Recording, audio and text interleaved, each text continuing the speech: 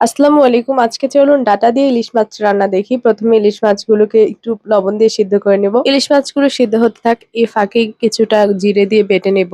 সাথে দিয়ে দেব কয়েকটা কাঁচামরিচ। এখন সুন্দর মতো এগুলোকে বেটে নেব। এতে টেস্ট খুব ভালো আসে। আপনারা চাইলে মিক্সি ইউজ করতে পারেন।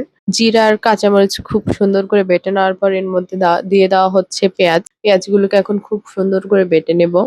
সবগুলো বেটে নেওয়ার পর এখন কড়াইতে দিয়ে দিব পেঁয়াজ আর তেল। পেঁয়াজটা খুব ভালো করে ভেজে নেব। পেঁয়াজটা একটু ভাজা, ভাজা হয়ে গেলে এর মধ্যে আমাদের বেটে রাখা মসলাটা আমরা দিয়ে দিচ্ছি। মসলাটা দেওয়ার পর এখন দিয়ে দিব পানি। না হয় কিন্তু অন্য গুঁড়া মসলাগুলো দিলে পুড়ে যেতে পারে। এখন একে, একে দিয়ে দিব হলুদের গুঁড়া, স্বাদ অনুযায়ী মরিচের গুঁড়া। অবশ্যই আপনারা আপনাদের মেজারমেন্ট অনুযায়ী দিবেন। এখন খুব ভালো করে কষিয়ে নিয়ে এর মধ্যে দিয়ে দিব লবণ। যখন মসলা থেকে তেলটা ছেড়ে দিবে, তখনই এর মধ্যে দিয়ে দেওয়া হবে সিদ্ধ করা ইলিশ মাছগুলো।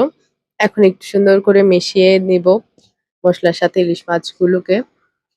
এর মধ্যে এখন দিয়ে দেওয়া হবে কেটে রাখা ডাঁটাগুলো।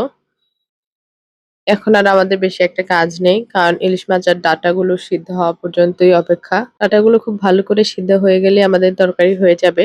এমন নিত্যদিনের সহজ রান্নাগুলো পেতে অবশ্যই আপনারা আমাদেরকে ফলো করে পাশেই থাকবেন। আর আপনারা জানাবেন আপনাদের কাছে কেমন লাগে। ধন্যবাদ সবাইকে।